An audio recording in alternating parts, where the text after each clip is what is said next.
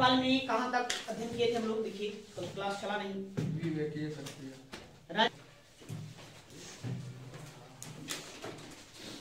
देखेंगे राज्यपाल की स्वविवेकीय शक्तियां, हम लोग 4 पॉइंट्स लिखे थे, उसमें 5वां लिखिए। 5वां, मुख्यमंत्री के नियुक्ति के समय, मुख्यमंत्री के नियुक्ति के समय नियुक्ति के समय जब किसी दल या जब किसी दल या गठबंधन को स्पष्ट बहुमत प्राप्त न हो, स्पष्ट बहुमत प्राप्त न हो,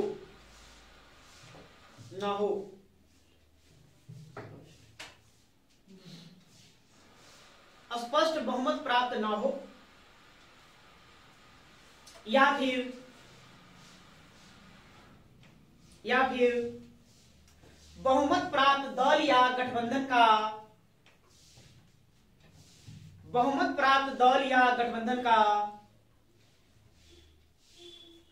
का कोई स्पष्ट नेता ना हो,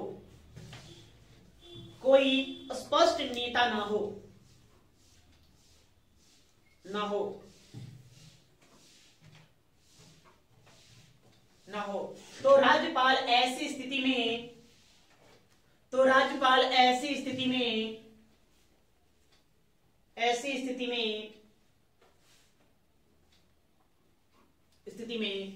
मुख्यमंत्री की नियुक्ति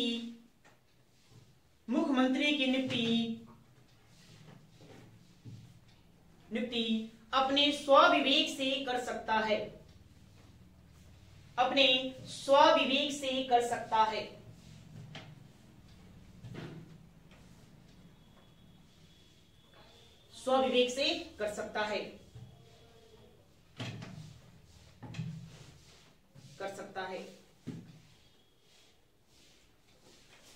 अर्थ समझे इसका। इसे देखिए क्या करना चाह रहा है। जानते हैं कि मुख्यमंत्री बनना है तो हमको क्या करना है? किसका चुनाव होगा? विधानसभा का चुनाव होगा। सपोज है विधानसभा का चुनाव हो गया और किसी को बहुमत प्राप्त नहीं है। जैसे जानते हैं बिहार के लिए हम बात करें, बिहार राज्य की, तो बिहार राज्य में विधानसभा सीटों की संख्या 200 कितनी है? 43 है। इसमें आपको सरकार बनाने के लिए 122 चाहिए। किसी भी दल को 122 विधायक होना चाहिए, 122 सीटें जीती हुई होना चाहिए, या फिर गठबंधन में 122 पूरा होना। अब ऐसी स्थिति हुआ विधानसभा चुनाव के पास किसी के पास कोई स्पष्ट बहुमत है नहीं, न किसी एक दल के पास है, न गठबंधन मिलाकर के किसी के पास कोई स्पष्ट बहुमत है। यदि स्पष्ट बहुमत है तो ये पता नहीं चला कि नेता कौन बनेगा, मतलब मुख्यमंत्री किसको बनाया जाए, ये स्पष्ट पता नहीं चला। तो ऐसी स्थिति में राज्यपाल क्या करेंगे? अपनी स्वविवेक से मुख्यमंत्री की नियुक्ति कर सकते हैं। ये उनकी अपनी स्वविवेक की शक्तियों में आता है। क्लियर है बात को? इतना बात करेंगे। अब आगे नेक्स्ट, अगला, यदि राज्यपाल की राय में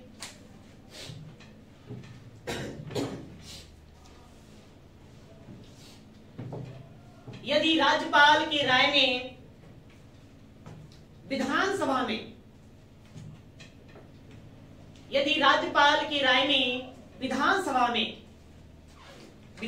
में सरकार का बहुमत समाप्त हो गया है, सरकार का बहुमत समाप्त हो गया है,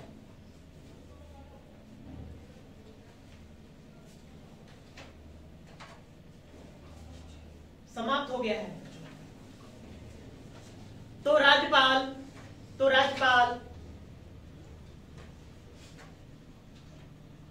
सरकार को बहुमत साबित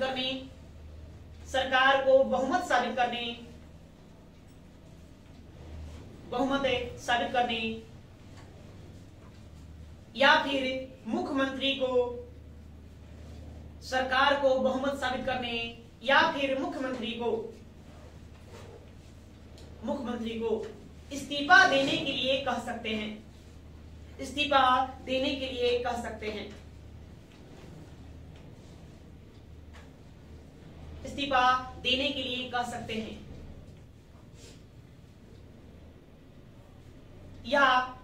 या बहुमत साबित करने के लिए, या बहुमत साबित करने के लिए कह सकता है, कह सकता है।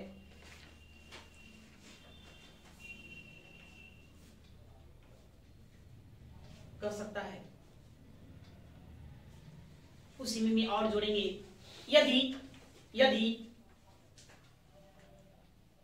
मुख्यमंत्री दोनों कार्य करने से इनकार कर दे तो, यदि मुख्यमंत्री दोनों कार्य करने से इनकार कर दे तो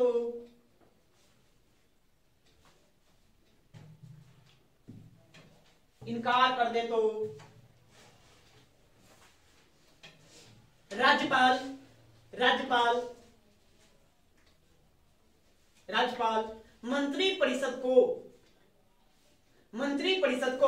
भंग कर सकता है।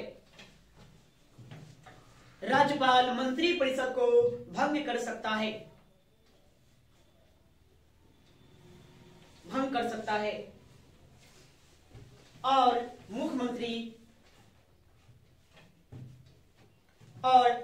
को बर्खास्त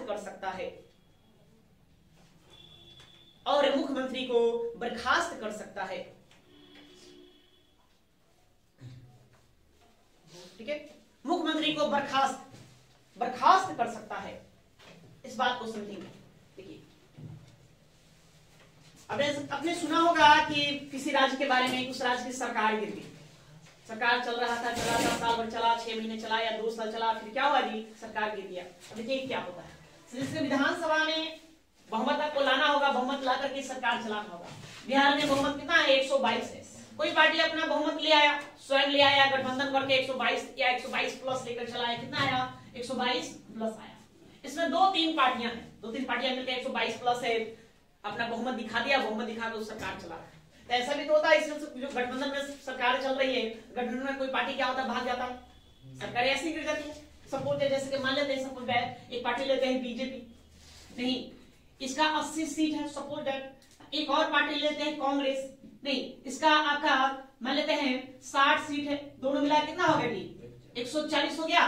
तो क्या बिहार में सरकार तो चलाएगा, बिहार में सरकार चला रहा है। आगे चल करके क्या होगा, पता चला कोई एक पार्टी भाग गया, ए भाग गया या ए भाग गया, तो उसके पास बहुमत तो रहा गया नहीं रहेगा, तो ए होगा। तो बहुमत न रहा, तो बहुमत न रहा, तो ऐसी स्थिति में या सरकारें भाग जाए, राज्यपाल को लगता है कि इसके पास बहुमत नहीं है, तो ऐसी स्थिति में राज्यपाल क्या कहेंगे मुख्यमंत्री को कि आप बहुमत साबित करिए, बहुमत साबित करेंगे, नहीं तो फिर आप इस्तीफा दे दीजिए, बहुमत साबित नहीं करना चाहते हैं तो, है ना। 122 आपके पास विधायक चाहिए, इतना सीट होना चाहिए, और बहुमत आप साबित करिए तो ठीक है, आप मुख्यमंत्री पद पर बने रहेंगे। अब बहुमत साबित नहीं कर रहे हो तो फिर इस्तीफा दे दो। अब दोनों काम करने से मना कर दे, बहुमत भी साबित करने को हम तैयार नहीं है, हम इस्तीफा देने को भी तैयार नहीं है, तो ऐसी स्थिति में राज्यपाल क्या करेंगे, मंत्री परिषद को भंग कर देंगे, इसी को समाप्त कर देंगे। अब मुख्यमंत्री भी, जैसे ही मंत्री परिषद समाप्त होगा, मुख्यमंत्री की भी बर्खास्तगी हो जाएगी, और मुख्यमंत्री को क्या कर देंगे, पद से हटा देंगे, बर्खास्त कर देंगे। नहीं, जो संविधान के तहत जो बातें लिखी गई है उसके अनुसार ही आपको शासन चलाना है। आपको बहुमत चाहिए तो चाहिए, लोकतंत्र मतलब बहुमत की सरकार, निश्चित तो लोकतंत्र कहते हैं। अब अगर बहुमत नहीं तो कैसे सरकार चला लो, नहीं तो बहुमत हर हाल चाहिए। बहुमत मतलब कितना, कि कुल सीटों का 50% से एक अधिक आपको हर हाल में होना चाहिए, तभी बहुमत है, अन्यथा बहुमत आपके पास नहीं। इसी को तो लोकतंत्र कहेंगे, कि जहां आधा से अधिक लोग तैयार हो, सहमत हो, एक ही बात पर सहमत हो, टीका हो, उसको हम लोकतंत्र कहेंगे। लोकतंत्र में यही होना चाहिए, बहुमत की हमेशा सरकार चलती है। क्या ये बात को समझ गए, क्या जानना है। यदि राज्यपाल को लगे कि विधानसभा में जो सरकारें चल रही है, उस सरकार के पास बहुमत नहीं है जो बहुमत चाहिए, तो ऐसी स्थिति में राज्यपाल क्या कहेंगे कि आप बहुमत साबित करो, नहीं तो फिर इस्तीफा दे दो। 2 बातें होंगे, या तो आप बहुमत साबित करिए, नहीं तो आप इस्तीफा देकर निकल जाइए। अगर मुख्यमंत्री दोनों काम करना नहीं चाहे ना, मतलब कि वो इस्तीफा देना चाह रहा है, नहीं अपना बहुमत साबित करना चाह रहा है, तो राज्यपाल के पास अधिकार है कि वो अपनी स्व विवेक से मंत्री परिषद को बर्खास्त कर देंगे और मुख्यमंत्री को भी बर्खास्त कर देंगे। मंत्रिपरिषद को ही भंग करके मुख्यमंत्री को प्रकाश मतलब सरकार बिल्कुल क्या कर देंगे, भंग कर देंगे। ठीक है या तो इस बात को यहां ध्यान में रखें। अगला आइए नेक्स्ट,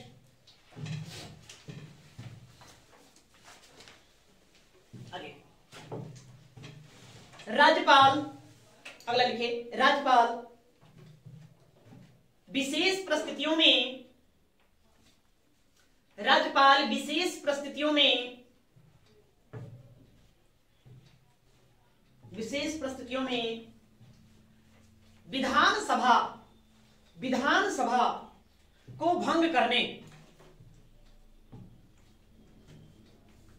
राज्यपाल विशेष परिस्थितियों में विधानसभा को भंग करने, भंग करने के संबंध में, के संबंध में, के संबंध में मुख्यमंत्री के परामर्श को मानने से,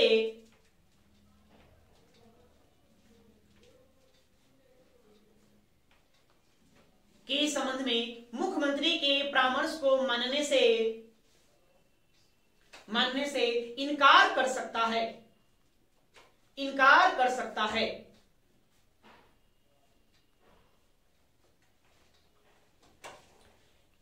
या उसके परामर्श के बिना ही, या उसके परामर्श के बिना ही, के बिना ही,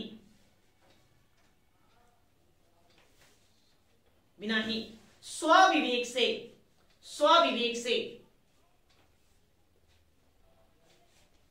विवेक से विधानसभा को भंग कर सकता है, विधानसभा को भंग कर सकता है,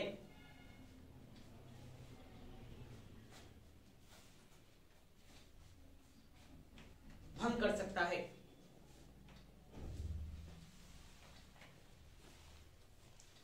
ठीक है, अब इसको बात को समझने की क्या कहा है, हमने पढ़ा था अनुच्छेद 164 आर्टिकल 164 क्या पढ़ा इसमें जी, राज्यपाल विधानसभा में बहुमत दल के नेता को क्या नियुक्त करेंगे, मुख्यमंत्री के पद पर नियुक्त करेंगे, नहीं हमने पढ़ा तो मुख्यमंत्री और मुख्यमंत्री के सलाह पर क्या कर सकते हैं, विधानसभा को भंग कर सकते हैं, हमने एक ही जाना नहीं।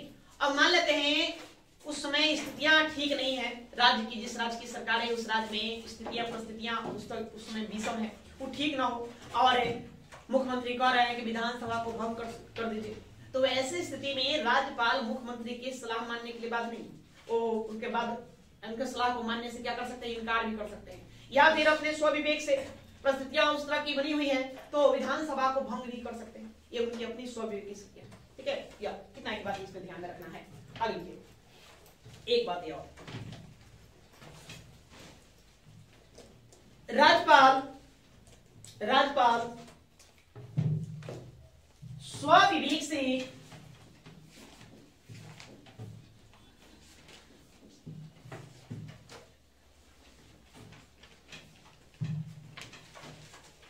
राज्यपाल स्वविवेक से, स्वविवेक से मुख्यमंत्री, मुख्यमंत्री,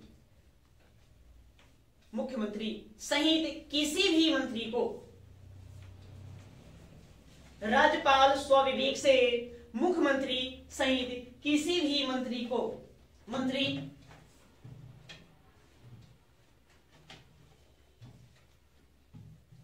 किसी भी मंत्री के विरुद्ध, राज्यपाल मुख्यमंत्री सहित किसी भी मंत्री के विरुद्ध, विरुद्ध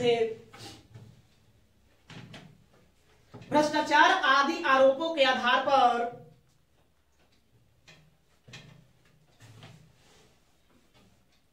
भ्रष्टाचार आदि आरोपों के आधार पर, आधार पर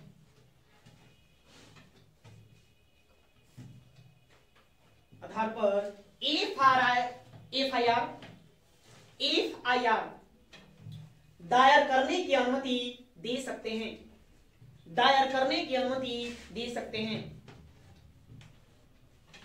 या मुकदमा लिखे मुकदमा दायर करने की अनुमति दे सकते हैं।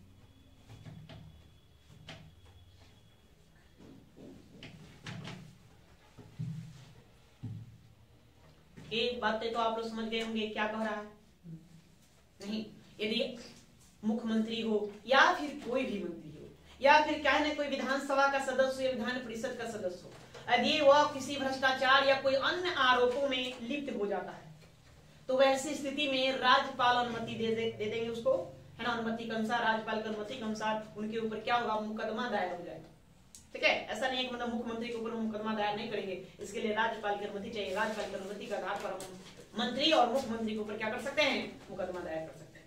क्लियर है? या तो देखिए ये राज्यपाल की स्वविवेकीय शक्तियां हो जाते हैं।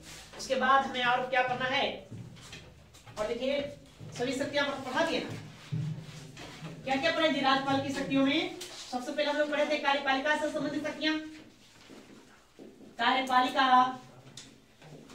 से संबंधित शक्तियां इसको देखा। उसका फिर हमने दूसरा क्या देखा था, विधायिका, विधायी शक्तियां या विधायिका से संबंधित शक्तियां या व्यवस्थापिका से संबंधित शक्तियां, विधायी शक्तियां का अध्ययन किया, ये हमने देखा। उसके बाद हमने अध्यादेश जारी करने की शक्ति को देखा, अध्यादेश जारी करने की शक्ति, जारी करने की शक्ति को देखा। हमने उनके फाइनेंशियल पावर को देखा, वित्तीय शक्तियों को अध्ययन किया, वित्तीय शक्तियां इसका अध्ययन किया। उसके अलावा फिर हमने क्या देखा, न्यायिक शक्तियों का अध्ययन किया, न्यायपालिका से संबंधित शक्तियां, न्यायिक शक्तियां, न्यायिक शक्तियां का अध्ययन किया। उसके बाद विवेकीय शक्तियां,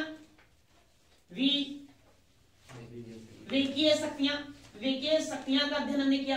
अब कुछ उनके पास, राज्यपालों के पास विशेष शक्तियां होती है, तो विशेष शक्तियां देखिए सभी राज्यों के पास नहीं है। हम आगे पढ़ेंगे विशेष शक्तियों में कौन सा, विशिष्ट शक्तियां, राज्यपाल की विशिष्ट शक्तियां। तो जब हम इंडियन पॉलिटी पढ़ाएंगे तो वहां हम बताएंगे आर्टिकल 371 के बारे में, अनुच्छेद 371 ए से लेकर आते ही अनुच्छेद 371 जे तक है, शायद जे तक नहीं, यहाँ पर अलग अलग राज्यों को अलग अलग प्रकार के विशेष शक्तियां दिया हुआ गया है।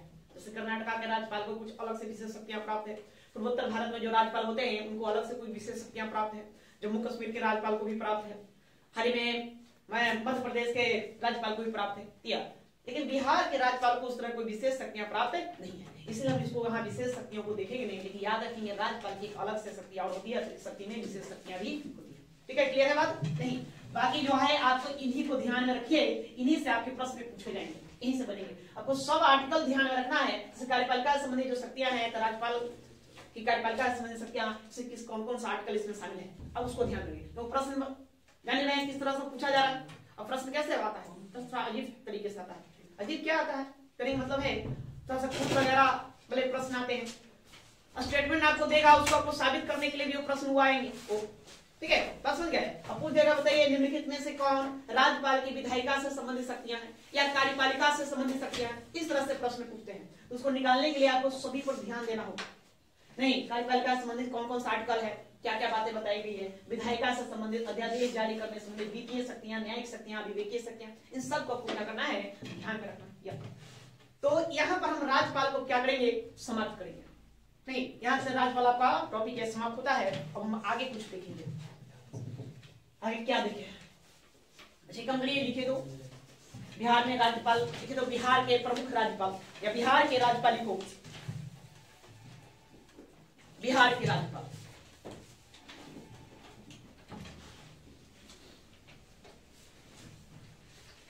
बिहार के कुछ राज्यपालों का आपको नाम थोड़ा ध्यान में रखना है, जहां से प्रश्न पूछा जाएगा। नहीं, हमने बताया था आपको किसको किसको नाम याद रखना है। जैसे आप नाम याद रखेंगे श्री सत्येंद्र प्रसाद सिन्हा को, सत्येंद्र प्रसाद सिन्हा, क्यों याद रखेंगे इनको?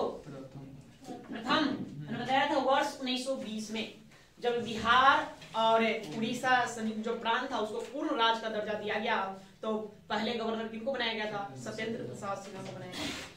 नहीं, क्या इसी प्रकार से कुछ कुछ नाम है जिसको हमको ध्यान में रखना है, उसको लिखिए। ठीक है लोग, संयुक्त बिहार उड़ीसा, संयुक्त ज्वाइंट बिहार उड़ीसा, संयुक्त बिहार उड़ीसा राज्य के प्रथम राज्यपाल,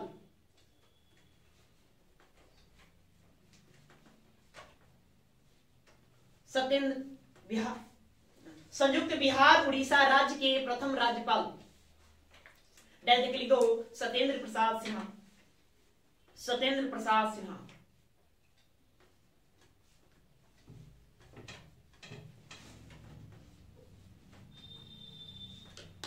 दूसरा में याद रखना है सर जेम्स शिप्टन, शिप्टन। अब इनको क्यों याद रखेंगे? मैंने बताया कि वर्ष 1935 का भारत शासन अधिनियम लाया गया जी। तो 1935 का भारत शासन अधिनियम लाया गया, तो फिर उसके बाद 1936 में उड़ीसा को बिहार से क्या कर दिया गया? अलग कर दिया गया। तो बिहार अपने मूल अस्तित्व के रूप में आया। तो जब बिहार बना तो उस समय बिहार के राज्यपाल कौन थे? ये प्रश्न पूछा जाता है। इसलिए प्रश्न पूछ देगा कि बिहार के पहले राज्यपाल कौन? बिहार के पहले राज्यपाल कौन? तो वो हैं सर जेम्स शिप्टन। इनको आपको ध्यान में रखना है। तो लिखिए बिहार का प्रथम राज्यपाल, बिहार का प्रथम राज्यपाल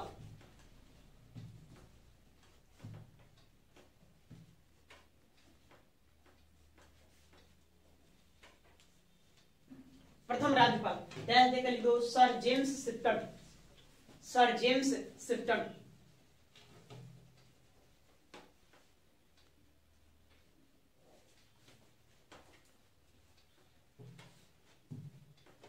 गया। फिर आगे और याद रखेंगे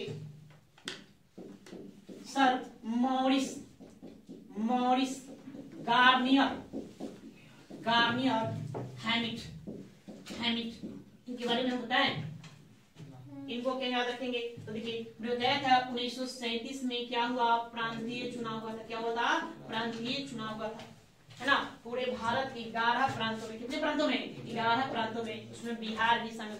एक प्रश्न आपसे यहां से बनता है कि जब 1937 के प्रांतीय चुनाव के समय बिहार का राज्यपाल कौन था? तो मैं आपको बताया था एमजी हैमिट बताए थे। ये सर मॉरिस गार्नियर हैमिट। तो इनको आपको ध्यान में रखना। लिखिए देखो 1937 के प्रांतीय चुनाव के समय, 1937 के प्रांतीय चुनाव के समय, 37 के प्रांतीय चुनाव के समय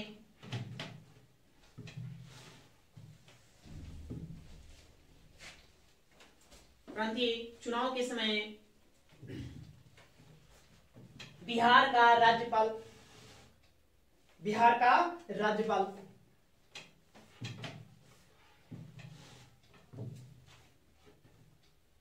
लिख देंगे sir Maurice Garnier Hammett, MG Hammett, sir Maurice Garnier हैमिट।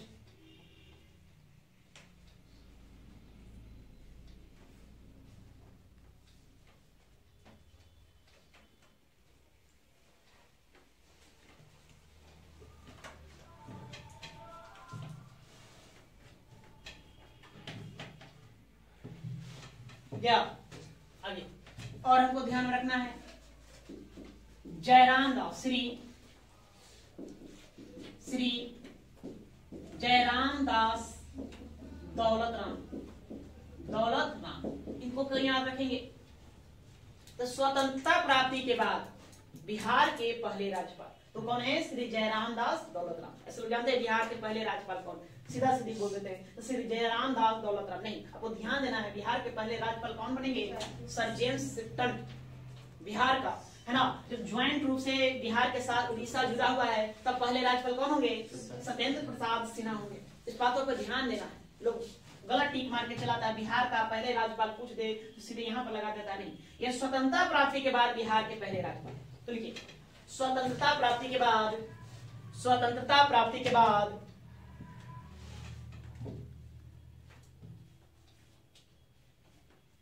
Bihar के प्रथम राज्यपाल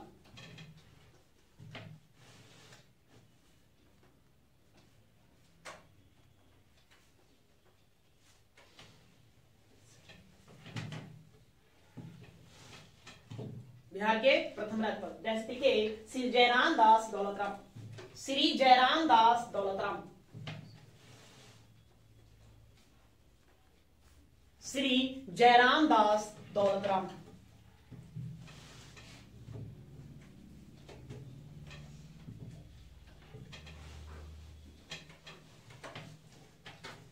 ठीक है, इनको याद ध्यान रखना है। और कौन सा राज्यपाल को ध्यान रखेंगे? और आपको याद रखना है डॉक्टर जाकिर हुसैन, डॉक्टर जाकिर हुसैन। नाम जानते हैं इनके बारे में? बताइए कौन है? गुड। भारत के राष्ट्रपति रह चुके हैं, भारत के पहले मुस्लिम राष्ट्रपति हैं डॉक्टर जाकिर हुसैन। साथ में ये भी याद रखना है कि बिहार के पहले मुस्लिम राज्यपाल भी हैं। नहीं, भारत के पहले मुस्लिम राष्ट्रपति और बिहार के पहले मुस्लिम राज्यपाल दोनों कौन? डॉक्टर जाकिर हुसैन। बिहार का प्रथम मुस्लिम राज्यपाल, बिहार का प्रथम मुस्लिम राज्यपाल,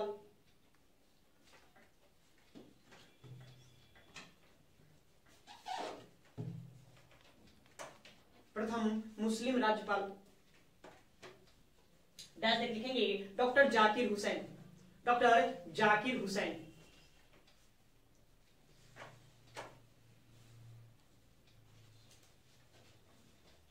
ठीक है, अब आगे और किनको याद रखना है? और आप याद रखेंगे सरदार बूटा सिंह, सरदार बूटा सिंह। इनको क्यों याद रखेंगे?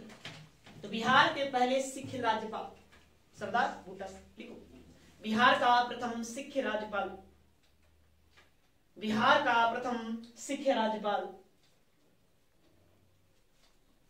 सरदार बूटा सिंह।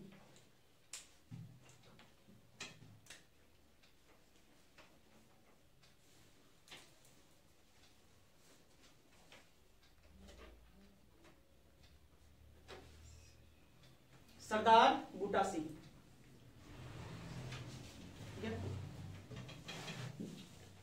और याद रखेंगे doctor A R Kidwai, A R Kidwai, Kidwai. अब इनको क्या? तो राज्यपाल का कार्यकाल कितना होता है? सामान्यतः 5 वर्ष, लेकिन वैसे वो राष्ट्रपति के प्रसाद पर्यंत पद पर बने रहेंगे, है ना? तो अभी तक देखा जाए बिहार के राज्यपालों की सूची यदि आप देखेंगे तो सबसे लंबा कार्यकाल किनका रहा है? डॉक्टर ए आर किदवई का रहा है। प्रश्न आपसे बन सकता है कि बिहार के किस राज्यपाल का कार्यकाल सर्वाधिक लंबा था? तो किनका? डॉक्टर ए आर किदवई का। ठीक है, लिखो,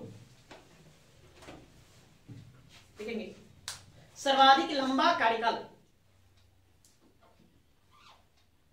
सर्वाधिक लंबा कार्यकाल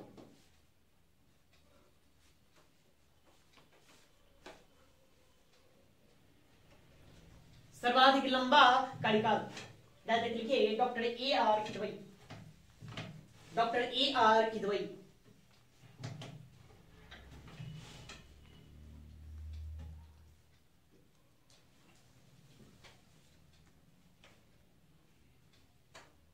डॉक्टर ए आर किदवई। तो लंबा जब पूछा तो छोटा ही पूछेगा, सबसे छोटा कार्यकाल ये भी पूछ सकता है नहीं? तो वो है आर डी प्रधान, आर डी प्रधान। वही लिख देंगे नीचे सबसे छोटा कार्यकाल, सबसे छोटा कार्यकाल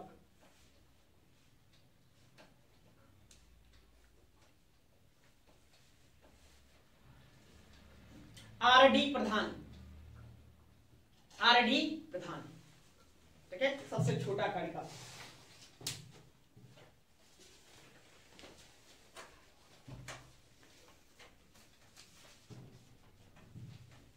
क्या? तो इनको आपको ध्यान में रखना है, इन राज्यपालों को। हम सत्येंद्र प्रसाद सिन्हा को कहीं याद करेंगे? संयुक्त बिहार उड़ीसा राज्य के पहले राज्यपाल कौन बनेंगे? सत्येंद्र प्रसाद सिन्हा बनेंगे। उसके बाद आपको याद रखना है सर जेम्स शिफ्टन, नहीं, बिहार का पहला राज्यपाल sir James Shifton. Sir Maurice Garnier Hammett 1937 के प्रांतीय चुनाव के समय बिहार के ये राज्यपाल थे। यहां से प्रश्न बनता है। उसका फिर याद रखना है श्री जयराम दास दौलतराम, क्यों? स्वतंत्रता प्राप्ति के बाद बिहार के पहले राज्यपाल हो गए। या डॉक्टर जाकिर हुसैन बिहार के पहले मुस्लिम राज्यपाल, और सरदार बूटा सिंह सिख राज्यपाल, पहले सिख राज्यपाल है, इकलौते भी हैं। डॉक्टर ए आर किदवई इनका सबसे लंबा कार्यकाल है, और आर डी प्रधान का कार्यकाल क्या है? सबसे छोटा है। तो इन 8 आपको राज्यपाल का नाम दिए हैं, इसको ध्यान में रखना है। इन्हीं से आपको प्रश्न बनता है राज्यपाल से, यहाँ से प्रश्न पूछेगा। इसके अलावा एक और है नित्यानंद कानून गो, नित्यानंद कानून गो, कानून गो। इनको भी आपको ध्यान रखना है, लेकिन इनको अभी छोड़ दो, बाद में हम आपको बताएंगे। राष्ट्रपति जब शासन बताएंगे बिहार में राष्ट्रपति शासन, तो वहां हम चर्चा करेंगे। पहली बार जब बिहार में राष्ट्रपति शासन लागू हुआ तो उस समय बिहार के राज्यपाल कौन थे? ये प्रश्न कई बार एग्जाम में पूछा गया था। कौन थे? नित्यानंद कानून गो।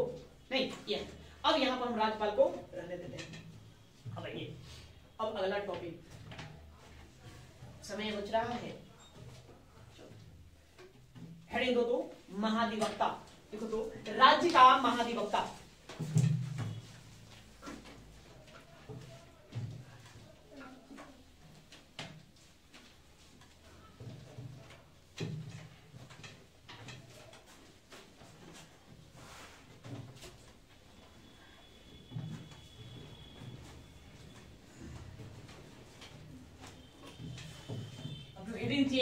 राज्य का महाधिवक्ता, महाधिवक्ता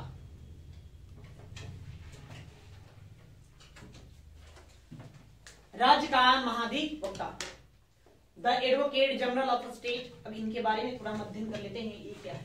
देखिए, हमने पढ़ा था राज्यपाल के कार्यपालिका संबंधी शक्तियों में किसकी किसकी नियुक्ति करते हैं, तो हमने बताया था महाधिवक्ता की नियुक्ति करेंगे, ठीक है, महाधिवक्ता की नियुक्ति करेंगे। अनुच्छेद 165, कितना, अनुच्छेद 165 में महाधिवक्ता का उल्लेख किया गया है। राज्य का महाधिवक्ता, राज्य का महाधिवक्ता, महाधिवक्ता का उल्लेख मिलेगा या वर्णन मिलेगा क्या। अब देखो महाधिवक्ता होता क्या, सिंपल सी बातें जानना है, इससे ज्यादा बातें नहीं जानना, बस थोड़ी सी बातें जानना है। जनरली आपसे पूछा जाएगा, यहाँ से प्रश्न जो बनता है, किस अनुच्छेद में राज्य के महाधिवक्ता को उल्लेख है, तो कौन सा अनुच्छेद, अनुच्छेद 165 में इसका उल्लेख किया गया है। या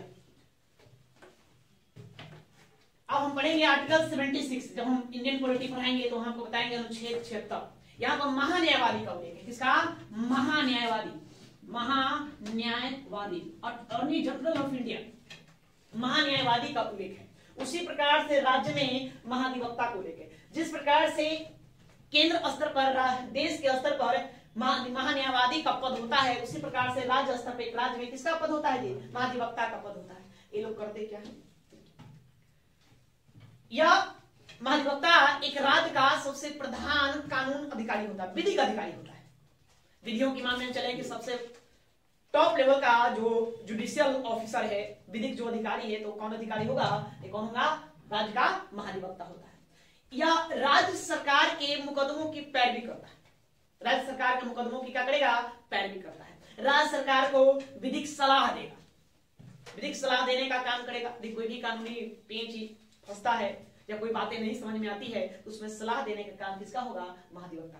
इन्हें कौन सा लीगल एडवाइजर, कैसे सुने होंगे, कोई कंपनी, बहुत सारी कंपनियां होती है, सभी कंपनियां लगभग होती है जो एक लीगल एडवाइजर रखता है, या जो व्यक्ति अपना उद्योग धंधा व्यापार वगैरह करता है तो भी एक लीगल एडवाइजर रखता है, नहीं कानूनी प्रक्रिया को करने के लिए। या आप किसी केस मुकदमे में फंसेंगे तो क्या करेंगे, एक वकील चाहिए ना, वकील चाहिए। तो वैसे ही राज्य सरकार का यह वकील का कार्य करता है, इसका वकील। अभी सिंपल से ऐसे बात जान लीजिए कि क्या है, वकील है नहीं, क्या है, वकील। तो किसका वकील है, आम इंसान का नहीं, राज्य सरकार का वकील है। राज्य सरकार के मुकदमों की पैरवी करना, राज्य सरकार को क्या करना है, विधिक सलाह देना, इसका यह मूल कार्य होता है। नहीं, इसका उल्लेख कहां किया है, तो अनुच्छेद 165 में राज्य के महाधिवक्ता का उल्लेख मिलता है। नियुक्ति, नियुक्ति कौन करेंगे, यह नियुक्ति राष्ट्रपति के द्वारा होता है। किसके द्वारा, राष्ट्रपति के द्वारा होता है। राष्ट्रपति, सॉरी, इसकी नियुक्ति राज्यपाल के द्वारा, मंत्री परिषद के सलाह पर राज्यपाल क्या करते हैं, महाधिवक्ता को नियुक्त करते हैं। मंत्री परिषद जिसको बताएगा कि नहीं ये इस राज्य के महाधिवक्ता होंगे, उसी को क्या कर दिया जाएगा, महाधिवक्ता के तौर पर राज्यपाल के द्वारा नियुक्त कर दिया जाएगा। क्योंकि किसके मुकदमों की पैरवी करेगा, राज्य सरकार के मुकदमों की पैरवी करेगा। तो राज्य सरकार को संचालित करने की जो मेन बॉडी है वो मंत्री परिषद है। मंत्री परिषद का मुखिया कौन होता है, मुख्यमंत्री होता है। इसलिए मंत्री परिषद ही तय करेगा कि कौन भाई इस राज्य का राज्यपाल होगा, कौन नहीं होगा। वो अपना यहाँ पर कौन इस राज्य का महाधिवक्ता होगा, कौन नहीं होगा, वो अपना राज्यपाल को बताएगा और राज्यपाल क्या करेगा, उसको क्या नियुक्त कर देंगे। कार्यकाल कितने वर्ष का होगा, अब सवाल ये उठता है कि कितने साल का होगा। तो सारी बातों को हम बारी बारी से देखेंगे। देखिए, देखो अनुच्छेद 165 ऐसे लिखो, राज्य का महाधिवक्ता, अनुच्छेद 165 राज्य का महाधिवक्ता का उल्लेख, क्या उल्लेख,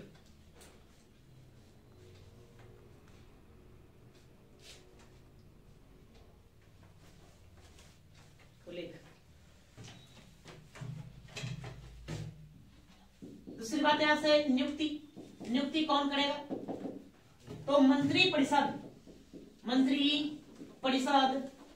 की सलाह पर राज्यपाल, कौन करेंगे? राज्यपाल महोदय करेंगे, राज्यपाल ये नियुक्ति करने का कार्य करेंगे। अब आप लोग लिखते चलेंगे।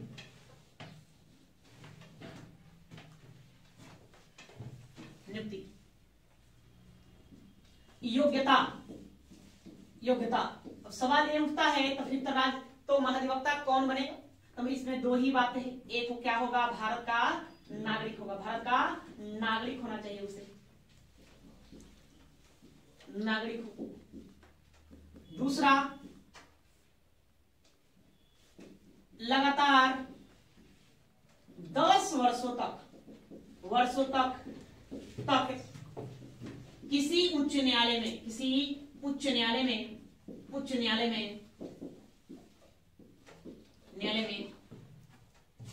अधिवक्ता रहा हो।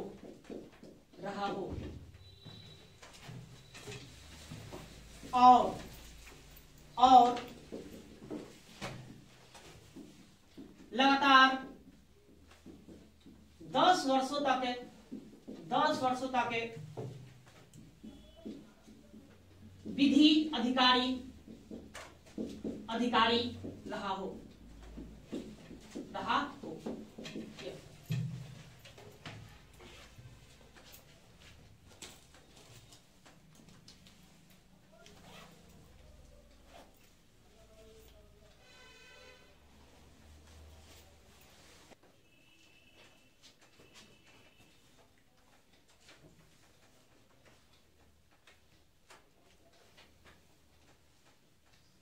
हो गया?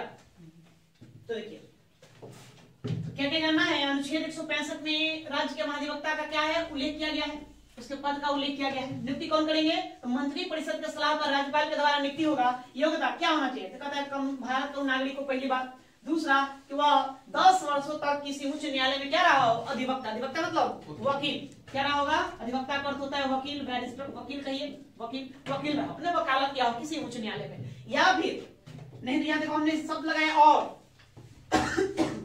और 10 वर्षों तक विधि अधिकारी रहा हो।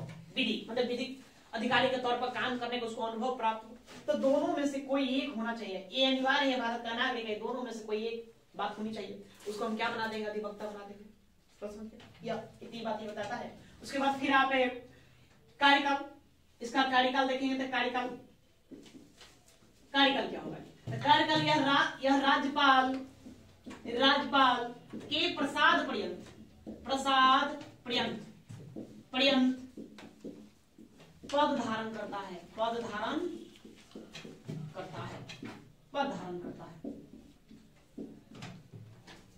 इसका एक कार्यकाल मतलब कोई फिक्स कार्यकाल नहीं है। जब तक राज्यपाल चाहेंगे तब तक वो पद पर बने। राज्यपाल चाहेंगे मंत्रिपरिषद, तो राज्यपाल मंत्रिपरिषद सलाह पर कार्य करते हैं। तो जब तक मंत्रिपरिषद चाहेगा या कह सकते हैं राज्यपाल चाहेगा, वो अपने पद पर बना हुआ रहेगा। वकील है क्या? वकील आपको कोई कार्यकाल निर्धारित होता है? वकील नहीं, वकील कोई कार्य करे, वो आपका वकालत तब तक कर रहा है जब तक कर रहा है ना। मन न भरेगा, भाई लगता है कि इससे कोई काम न बनने वाला है, तो आप उसे अपने पद से हटा सकते हैं।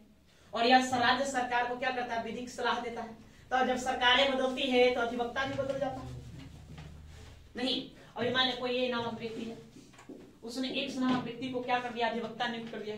उसकी सरकार गिर गई या वो अगले चुनाव में वो हार गया, बी नामक व्यक्ति क्या बना? मुख्यमंत्री बन गया। उसको मन है तो एक्स नामक जो व्यक्ति था उसी को अधिवक्ता रहेगा, न तो जे नामक व्यक्ति को बैठा दे, उसकी अपनी मर्जी के अनुसार है। वेतन कितना देंगे इसको? इसका वेतन नहीं दिया जाता, ध्यान में रखें। इसको मान दे देते हैं। क्या देते हैं? मान दे।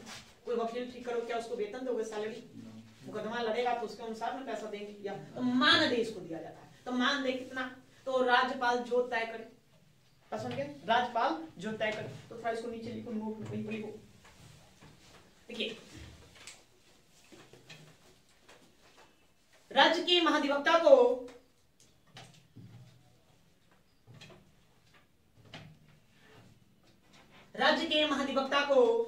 राज्यपाल के द्वारा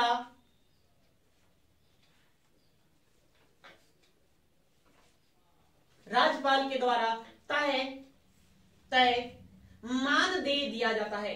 मानदेय, तय मानदेय दिया जाता है।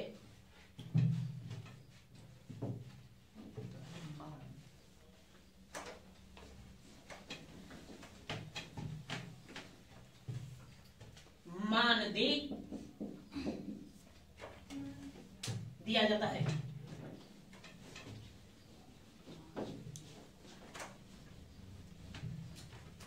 मतलब कि वो जो जितना पैसा निर्धारित कर दें उतना ही हम क्या करेंगे, अधिवक्ता को देंगे।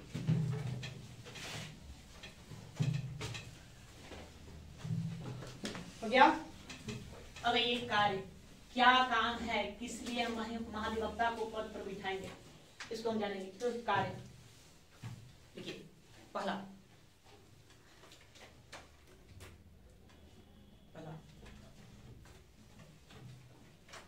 राज्य सरकार को विधि परामर्श देना। क्या काम है, राज्य सरकार को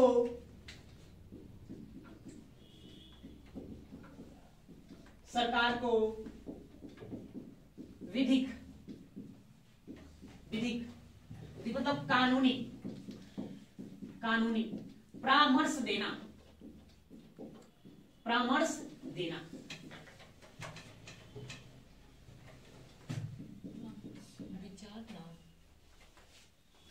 राज्य सरकार के मुकदमों की पैरवी करना।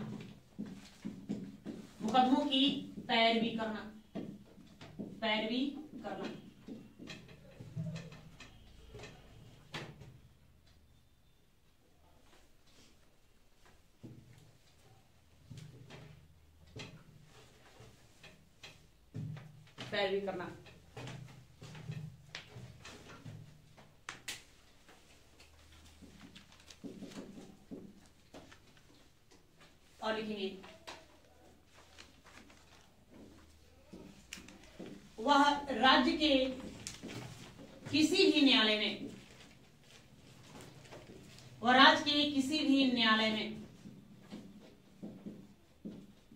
में सुनवाई कर सकता है।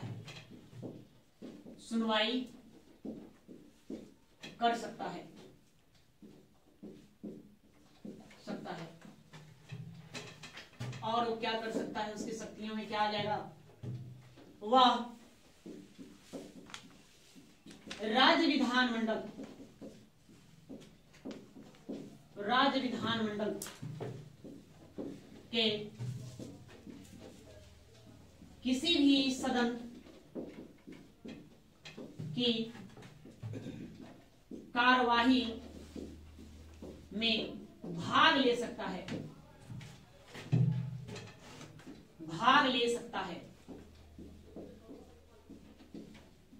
और बोल सकता है, मत रख सकता है, बोल सकता है, लेकिन मत देने का अधिकार नहीं होता। देने का अधिकार नहीं होता है।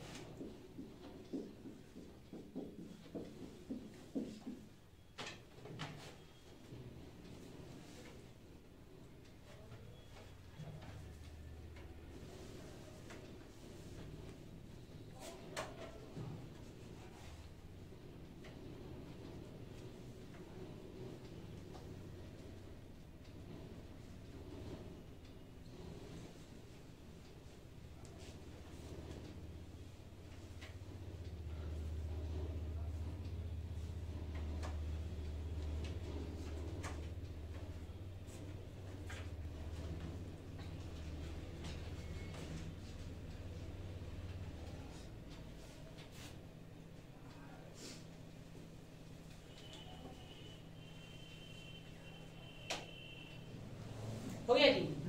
देखिए, तो महाधिवक्ता का कार्य क्या क्या, तो उसका काम क्या है, राज्य सरकार क्या करेगा, विधि क्या कानूनी परामर्श देगा। राज्य सरकार कोई विधि लाना है, कानून विधेयक पारित करना है, बातें समझ में नहीं आ रही है तो नहीं आ रही है तो फिर किसको बुलाएंगे, महाधिवक्ता को बुलाएंगे, उनसे हम राय लेंगे, बताइए भाई क्या है क्या नहीं, या राज्य सरकार के मुकदमों की पैरवी करना। अब सरकार के ऊपर भी तो मतलब कि लोग मुकदमा दायर कर देता है, मुकदमा दायर। तो ऐसी स्थिति में राज्य सरकार की ओर से मुकदमा कौन लड़ेगा? मुकदमा लड़ने के लिए महाधिवक्ता को बुलाया जाएगा। जैसे केंद्र सरकार की ओर से मुकदमा लड़ने के लिए कौन जाते हैं? अटॉर्नी जनरल जाते हैं, महान्यायवादी जाते हैं। उसी प्रकार से राज्य सरकार की ओर से मुकदमा लड़ने के लिए कौन जाएंगे? महाधिवक्ता जाएगा। वह राज्य के किसी भी न्यायालय में सुनवाई कर सकता है। उसके पास इतना अधिकार होता है, न्यायिक अधिकार होता है, वो क्या करेगा? वो जा करके किसी भी न्यायालय में मुकदमों की सुनवाई कर सकता है, पैरवी कर, मतलब वहां जाकर वो न्यायाधीश बन जाएगा, जज बन जा सकता है। तो कितना शक्तियां हमने दे रखा है। उसके बाद वह राज्य की विधानसभा की किसी भी सदन की कार्रवाई में भाग ले सकता है। किसी भी सदन मतलब की इच्छा है तो कहाँ हम जाएंगे? विधानसभा कार्रवाई चल रहा है, हम विधानसभा में चले जाएंगे, वहां बैठ करके हम इस कार्रवाई को देखेंगे। किसी मुद्दे पर बहस हो रही है, बात चल रही है, तो उस पर भी हम बोल सकते हैं, बोलने का अधिकार है नहीं, लेकिन मत देने का अधिकार नहीं। ये इस बात को ध्यान देना है। उसको क्या करने का अधिकार नहीं है, लेकिन मत देने का अधिकार नहीं। वोटिंग, अब उसको से विचार पर किसी मत पर मतलब कि वोट चल रहा है तो वोटिंग देने का उसको अधिकार राइट से नहीं देते, ठीक है? या बाकी वो सारा कार्य कर सकता है। बस समझिए, ये महाधिवक्ता है। महाधिवक्ता को क्या क्या ध्यान में रखना है? ज्यादा विशेष बातें नहीं जानना है उसमें। क्या आपको पद ध्यान रखना है? तो पद के लिए अनुच्छेद कितना? 165। सारा बात 165 में है। नहीं, कार्य के लिए आपको आर्टिकल ध्यान रखना है, आर्टिकल 166 166 में है। क्या पद का उल्लेख किया गया है। उसके बाद नियुक्ति हम जानेंगे। नियुक्ति तो नियुक्ति कौन करेंगे? राज्यपाल नियुक्ति करेगा। मंत्री परिषद के सलाह पर नियुक्ति जानेंगे। कार्यकाल क्या होता है? इसका कार्यकाल राज्यपाल के प्रसाद पर्यंत कार्यकाल होगा। योग्यता कौन बनेगा?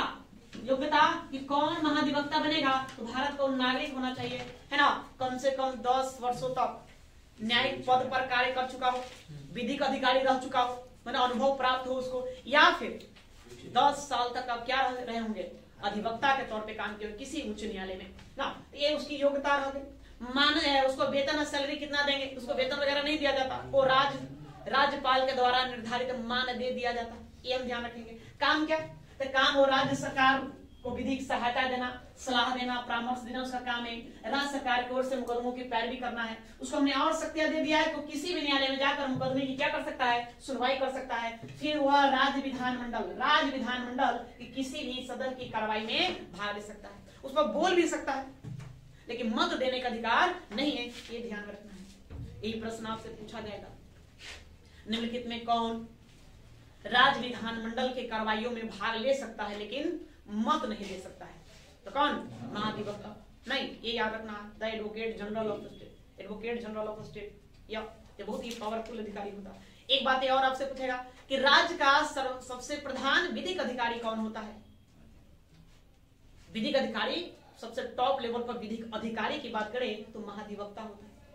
तो कुछ पॉइंट्स और लिखना है, थोड़ा सा लिखो तो पेन चलाओ।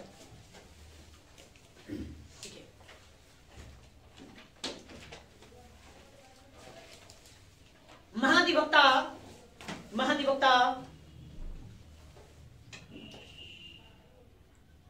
स्वतंत्र रूप से गैर सरकारी मुकदमा लड़ सकता है।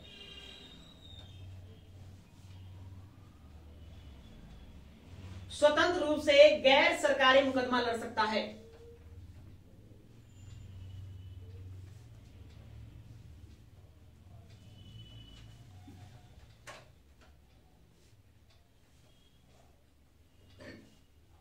गैर सरकारी मुकदमा लड़ सकता है, लेकिन सरकार के विरुद्ध नहीं।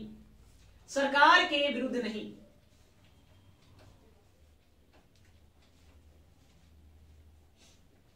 सरकार के विरुद्ध नहीं मतलब समझ गए? हमने ये क्या बताया कि वो किसके मुकदमों की पैरवी कर? राज्य सरकार मुकदमों की पैरवी करता है, राज्य सरकार की ओर से मुकदमा लड़ेगा। तो क्या किसी का व्यक्तिगत तौर पे मुकदमा लड़ सकता है? वही गैर सरकारी मुकदमा, मैंने व्यक्तिगत तौर पे, हाँ व्यक्तिगत तौर पे भी लड़ सकता है, लेकिन राज्य सरकार के विरुद्ध नहीं। मतलब हम जिसको सलाह दे रहे हैं ओकरे विरुद्ध की जाकर हम मुकदमा लड़े, ये ठीक है? ये प्राकृतिक न्याय के विरुद्ध है, इसलिए उनको राज्य सरकार के विरुद्ध मुकदमा लड़ने की अनुमति नहीं प्रदान की गई। ओके, ध्यान देना। आगे अगला,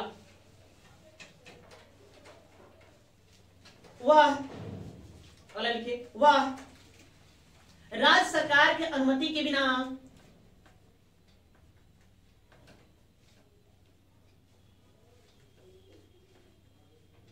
किसी आपराधिक मामलों में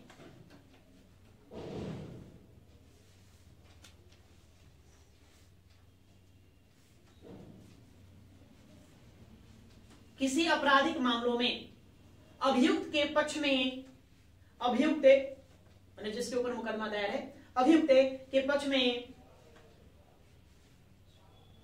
में खरा नहीं हो सकता, खरा नहीं हो सकता। मामलों में अभियुक्त के पक्ष में, अभियुक्त के पक्ष में खरा नहीं हो सकता।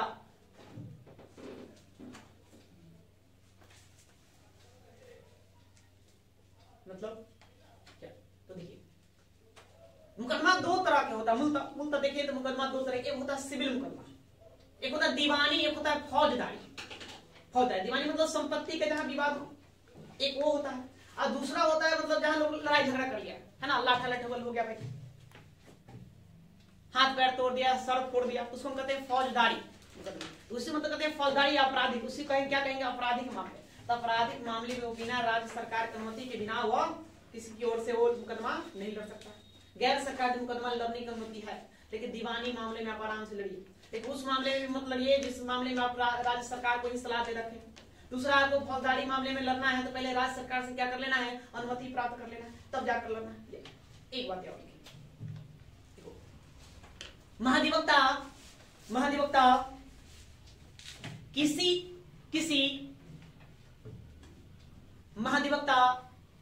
किसी निजी कंपनी, प्राइवेट कंपनी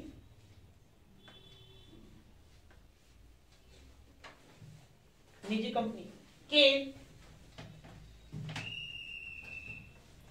निर्देशक, डायरेक्टर, निदेशक का पद धारण नहीं कर सकता है। महाधिवक्ता किसी निजी कंपनी के निदेशक का पद धारण नहीं कर सकता है।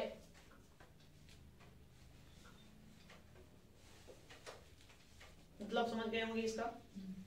कंपनी होता है, कंपनी का एक शीर्ष अधिकारी होता है, तो शीर्ष अधिकारी होता है, तो शीर्ष अधिकारी का पद धारण नहीं कर सकते, निदेशक आप नहीं बन सकते हैं, यहाँ पर आपको अनुमति नहीं मिली। और एक और लास्ट बातें लिखो, ठीक है। महाधिवक्ता राज्य का सर्वोच्च, महाधिवक्ता राज्य का सर्वोच्च विधिक अधिकारी होता है। विधिक, महाधिवक्ता राज्य का सर्वोच्च विधिक अधिकारी होता है।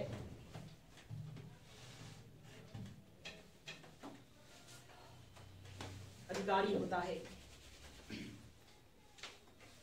ठीक है। तो महाधिवक्ता से इतनी बातें आपको ध्यान में रख लेना है, चारों बातें। देखो यहाँ से प्रश्न जनवरी आपसे पूछा क्या जाएगा। सबसे पहले महाधिवक्ता पद का उल्लेख कहाँ है, तो अनुच्छेद 165 में।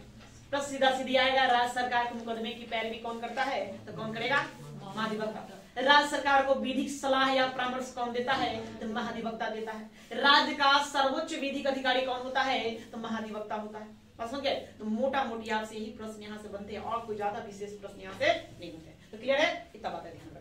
फिर करंट अफेयर की बातें अपनी होगी, तो जिसमें एग्जाम आप देंगे उसमें अपने राज्य का, जिस राज्य का स्टेट लेवल का एग्जाम है, तो उस राज्य के महाधिवक्ता को ध्यान में रखेंगे, कौन उसमें उस राज्य के महाधिवक्ता है।